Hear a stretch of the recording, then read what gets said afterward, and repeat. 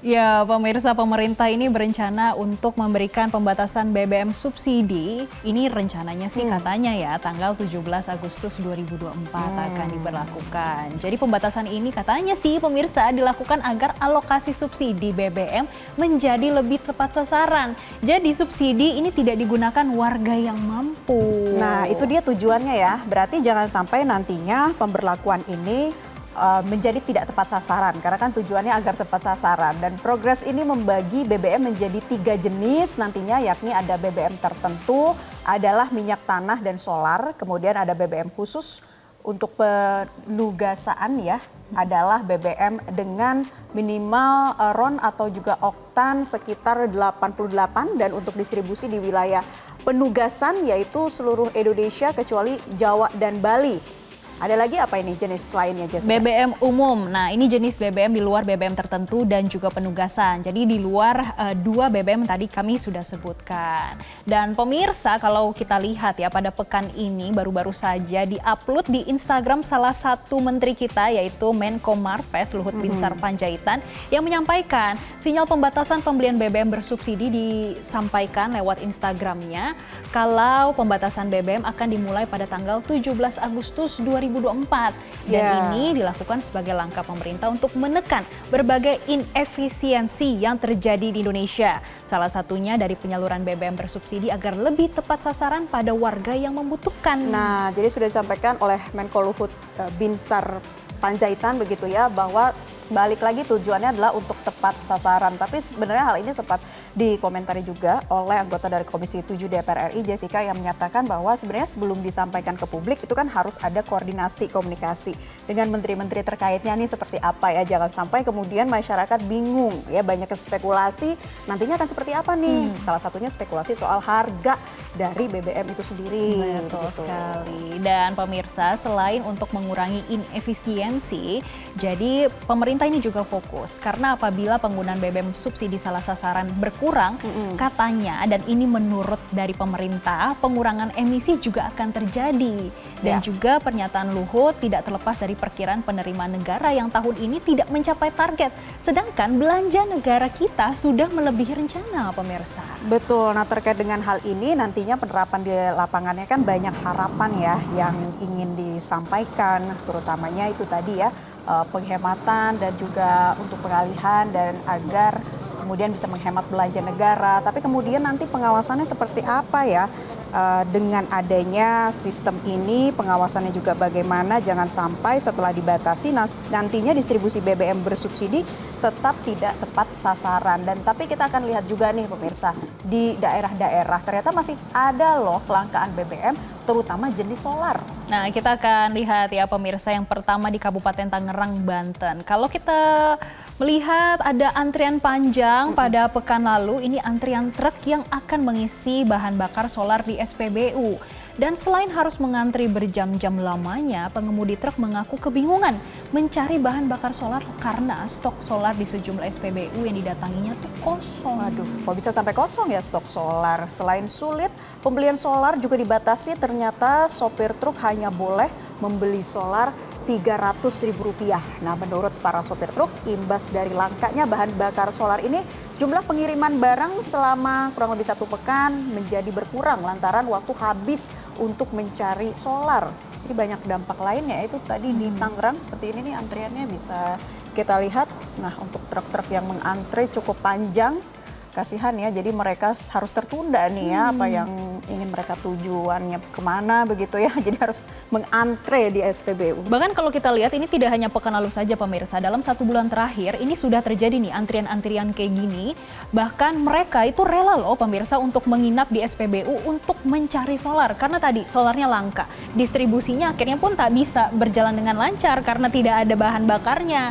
Nah, kejadian serupa ini juga terjadi di Toraja Utara. Kelangkaan BBM jenis solar di Toraja Utara, Sulawesi Selatan semakin parah nih pemirsa. Antrian kendaraan mencapai hampir 1 kilometer. Oke, nah antrian kendaraan yang terjadi sejak hampir 2 pekan ini membuat para sopir truk dan juga supir bus angkutan antar kota provinsi harus rela antri lagi berjam-jam untuk bisa mendapatkan pasokan BBM jenis solar. Bahkan para sopir rela datang ke SPBU pada subuh dini hari demi untuk mendapatkan BBM jenis solar. Jadi ada yang bisa menginap, ada yang dari subuh. Sayangnya tidak sedikit dari mereka, para supir truk ini maupun supir bus, angkutan kota terpaksa kecewa ya. Meskipun sudah mengantri, kemudian tidak kebagian BBM akhirnya. Padahal sudah dari subuh ya mereka Iya. rela antri. Bahkan nih kita lihat panjang ya, sekali Jessica. Ya, 1 kita lihat. kilometer untuk antriannya mendapatkan BBM solar. Waduh, kemana nih stok solar? Kok bisa sampai kayak gini nih antriannya? Nah, pemirsa, sulitnya mendapatkan solar ini juga terjadi kalau kita lihat di Polman ya. Dan ini membuat kendaraan truk mengantri panjang di SPBU. Bahkan gak jarang nih pemirsa, supir harus menginap di Jalan Trans Sulawesi Kabupaten Polman untuk mendapatkan BBM jenis solar. Tepatnya di Polewali Mandar, Sulawesi Barat, tidak jarang sejumlah sopir mobil ada yang sengaja memarkirkan kendaraannya di sekitar SPBU lalu pulang ke rumah lantaran lelah menunggu pasokan solar yang tak kunjung datang.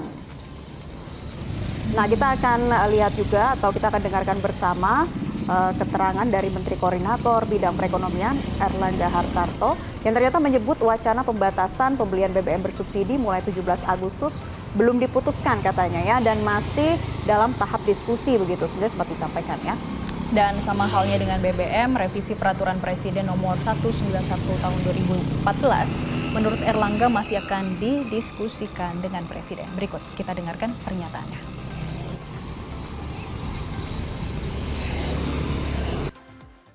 Daripada Pertamina untuk tangki dan yang lain, kalau siap baru kita luncurkan. Revisi PP 191 mengapa belum goal juga Pak? Bukan belum gol, kita kan harus rapat koordinasikan dulu. Pertimbangannya Ya. apa saja Pak, hitung-hitungannya Pak? Ya tentu ada perhitungan daripada konsekuensi fiskal juga ada. Artinya draftnya sekarang di mana Pak? Apa ada di tangan Pak Presiden Pak? Sudah selesai. Sudah selesai itu maksudnya gimana Pak? Ya tentu perlu persetujuan. Nanti kita rapatkan. Persetujuan siapa Pak? Ya tentu kita rapatkan dulu. Habis rapat baru kita dorong. Nah, pemirsa, selain Menko Erlangga, Menteri Energi Sumber Daya Mineral atau SDM Arifin Tasrif juga mengatakan pembatasan BBM yang dimulai pada 17 Agustus mendatang akan berlaku pada low sulfur, jadi pemirsa, agar udara lebih bersih. Dan kalau kita ingat memang ya, untuk kendaraan bermotor ini menyumbangkan bisa 35 hingga 47% terhadap polusi. Dan kedua, ini diduduki oleh batu bara. Wow, nah ini dia sekali lagi untuk low sulfur tujuannya adalah agar udara bisa lebih bersih. Dan secara terpisah juga Menteri BUMN Erick Thohir juga mengatakan nih, ternyata masih menunggu kebijakan pembatasan BBM dari pemerintah. Dirinya ingin BBM bersubsidi tepat sasaran, namun soal kapan, di mana, dan bagaimana kebijakannya akan diimplementasikan, Kementerian BUMN masih menunggu keputusan dari pemerintah. Sambil nunggu revisi dari Perpres juga ya, nomor 191/2014. Nah, Erick Thohir juga memastikan kalau Pertamina ini sudah menghitung fiskal yang berkaitan dengan subsidi BBM. Dan ini ya pemirsa, kalau kita ingat ya, rencana pengaturan BBM bersubsidi atau kompensasi ini khususnya untuk Pertalite nih ya kita bahas, sebenarnya sudah digaungkan sejak tahun 2022, ini sejak ada lonjakan harga minyak mentah dunia yang mendekati $120 per barrelnya.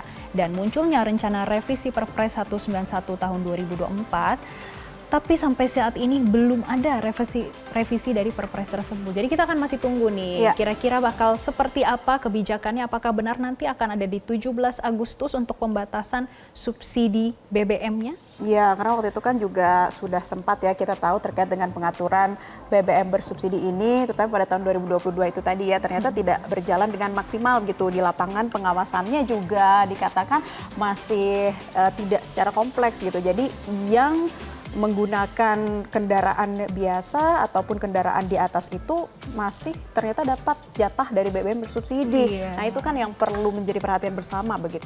Dan ini banyak yang membicarakan selama ini menjadi beban fiskal tersendiri ya. Tapi kita akan lihat nanti update-nya akan seperti apa, karena ini akan berdampak juga tentunya bagi perekonomian. Mengingat ada kelas menengah, apakah kelas menengah mampu nih kalau nanti subsidi BBM-nya akan ditahan sama pemerintah atau seperti apa nasibnya? Atau mungkin pemerintah akan mengeluarkan kebijakan lain untuk melindungi kelas menengah? Kita akan lihat ya pemirsa. Nah, tentunya beragam tanggapan dari masyarakat terkait wacana ini, wacana pembatasan BBM subsidi mulai 17 Agustus 2024. Kita akan lihat seperti apa ragam tanggapan dari masyarakat berikut ini. Nggak setuju sih, apalagi pendapatan cuma seberapa. Anggap aja kalau kita pindah ke Pertamax, pendapatannya mengurang. Padahal pendapatannya sedikit ya Mas Iya. ya. Lalu harapannya ke pemerintah apa? Ya untuk ojek online janganlah, kalau yang lain sih nggak apa-apa. Oh, kalau dari saya sendiri, kalau misalnya BBM dinaikin berarti mungkin dari tarif Gojeknya juga pasti harus di upgrade, dinaikin lah. Soalnya pasti pendapatan nggak akan sesuai sama pengeluarannya nanti ke BBM-nya. Mungkin itu aja. Kalau bisa sih untuk yang Pertamax-nya, karena Pertalite ini kan udah mau dicabut ya. Jadi untuk kedepannya bisa dipermudah aja. Tidak ngantri panjang dan juga pendistribusiannya lebih diperhatikan lagi. Ternyata rata-rata nggak setuju ya kalau ada Iya. pembatasan subsidi BBM bersubsidi. Nah, kita langsung lihat deh tanggapan dari warganet nih yang sudah kami himpun dari Instagram. Seperti apa terkait dengan pembatasan BBM subsidi? Silakan dibacakan. Yang pertama dari Haryono, harusnya fasilitas pejabatnya juga dibatasin. Oke, ini dari @fahmid, menteri paling menyusahkan, bisnis terus, Indonesia sehat. Ya, baik, itu tadi komentarnya ya. Jadi ini memang harus ada koordinasi dulu antar menteri. Kita lihat lagi tanggapan berikutnya. Nifali Bedowi, subsidi rakyat selalu dicabut atau dibatasi, tapi fasilitas pejabatnya selalu di-upgrade. Oke, dari Supriyadi, pejabat gaji selangit, subsidi buat rakyat makin dikebiri. Selanjutnya dari Bimo OSS, karena pembatasan BBM subsidi maka gaji pejabat tinggi akan naik. Oh, Oke, jadi ini banyak yang julid ya ternyata ya. Bagaimana dengan kebijakan ini nantinya, tentunya kita akan tunggu koordinasi-koordinasi dari pihak terkait. Dan itu lagi, kembali lagi ya, pemerintah harus bisa memastikan bahwa jangan sampai pembatasan BBM subsidi ini nantinya bisa berdampak kepada masyarakat kelas bawah ya, dalam daya belinya menjadi rendah seperti itu. betul sekali, dan kita akan nantikan bagaimana koordinasi nih dari para kementerian. Kok bisa sih beda-beda gitu suaranya? Jelajahi cara baru mendapatkan informasi. Download Metro TV Extend sekarang.